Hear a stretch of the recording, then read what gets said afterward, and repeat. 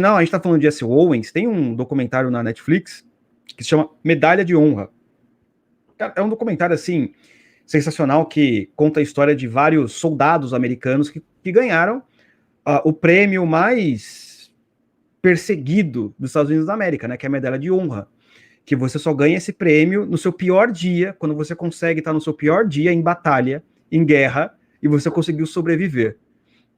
A Medalha de Honra é um prêmio que é só dado somente para militares, e eles falam de vários caras ali que ganharam, e eles contam a história também de um outro negão, que era um sargento, eu não lembro o nome dele agora, que é na mesma coisa, por exemplo, no exército americano, naquela época, o cara ele não poderia também ascender, não é, a um grau alto ali na hierarquia, ele só poderia ficar sempre ali na hierarquia mais baixa, né?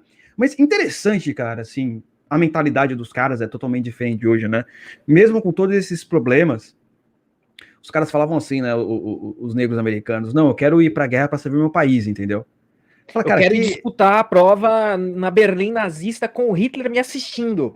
Eu quero salvar a América contra o inimigo alemão. Era um negócio assim, era uma mentalidade que hoje você seria chamado de idiota, hoje você seria chamado de imbecil, traíra, fascista. Fascista, provavelmente. Uma mentalidade dessa. Ultranacionalista. Você vai entrar para um exército que os caras não deixam você alçar o degrau mais poderoso da hierarquia, que realmente você vê diferença no batalhão entre brancos e negros. Aí você vê o pessoal, não, eu vou lá, eu quero ir defender o meu país. E conta a história de um cara que ele também estava nessa pegada, não é? E ele falou assim, cara, o negócio é a gente invadir aqui.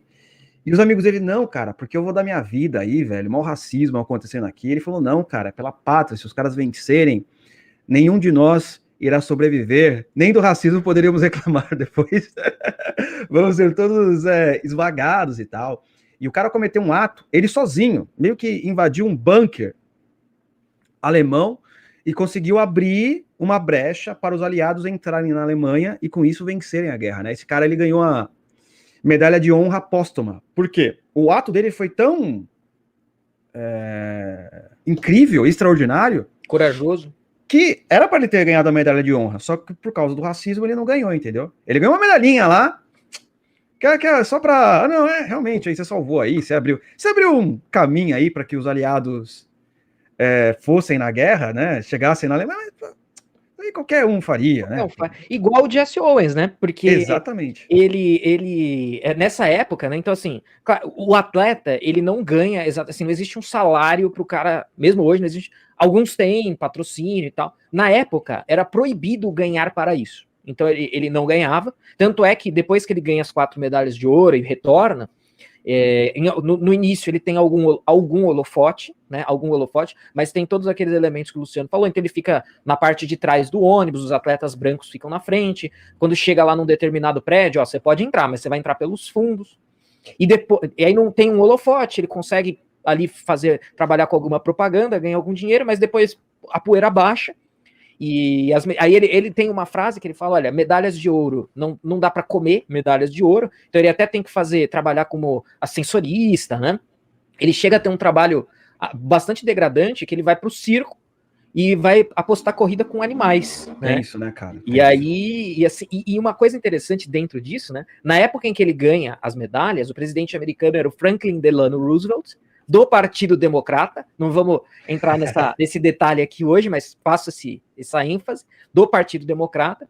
Ele mesmo reclama, ó, o cara não mandou nenhum telegrama para mim, não me mandou nenhum telegrama, e nunca o parabenizou publicamente, não mandou nenhum telegrama, etc, etc. Então, ou seja, desprezou aí o Jesse Owens, e é interessante, porque assim, o pessoal quando vai contar a história, e por razões evidentes, né, eles focam no Hitler. Mas pelo que eu pesquisei para compartilhar aqui com vocês, o Jesse Owens tinha mais bode do Roosevelt do que do Hitler. E existe uma história meio... Eu tava brincando aqui, uma fake news, né? Que tem o Hitler, quando ele ganha... Putz, ele queria lá entregar a medalha para um loiro de 2 metros, né? E etc. E teria que... né, obviamente que ele não entregou a medalha, né? Mas assim, teria toda a pompa e circunstância e cerimônia e tal. E aí fala, não, Hitler ignorou Jesse Owens. Mas isso os jornalistas da época disseram, que Hitler ignorou o Jesse Owens. O Jesse Owens dizia que não, falou, não, quando eu tava caminhando ali para receber a medalha, ele acenou para mim e tal. Obviamente que ele não soltou confete, né? Isso é evidente, pelas razões que a gente... Não entregou pessoalmente, como fazia, né? Obviamente que não.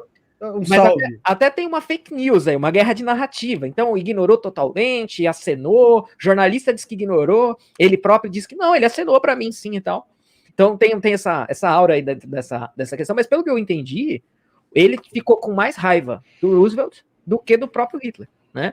E assim, ele era o cara que tinha todos os elementos, obviamente que nessa época, o que a gente chama de lacração hoje, não existia nessa época, e óbvio que um negro que protestasse contra o nazismo não estaria lacrando, né? Obviamente que não. Seria um protesto justíssimo.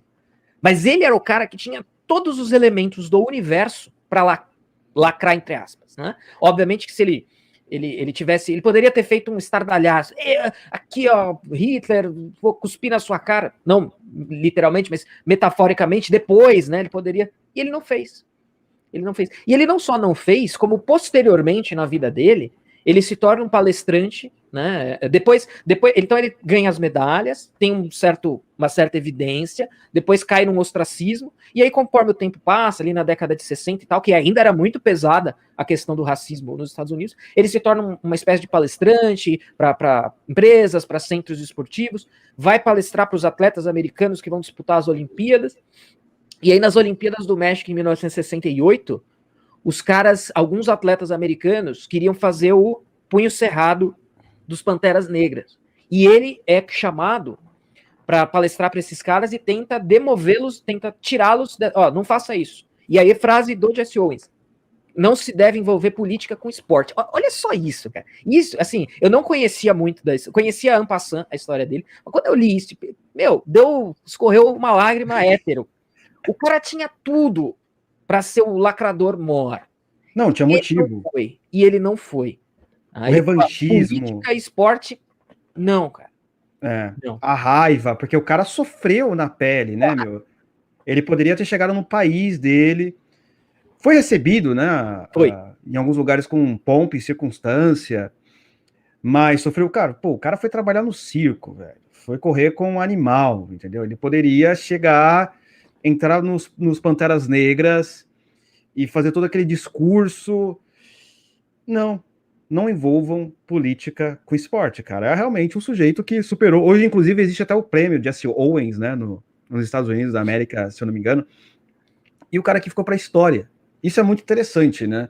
Um sujeito que enfrentou todos os problemas possíveis, superou, foi lá e conseguiu. Então, acho que o Jesse Owens, ele é um ótimo exemplo para nós hoje, né? Porque nós teremos problemas, cara. Você vai ter gente que não gosta de você por causa de N motivos. Você vai ter gente que não quer te tratar pelo seu pronome neutro pessoal. Também. E mesmo assim, você tem que fazer como Jesse Owens. Tá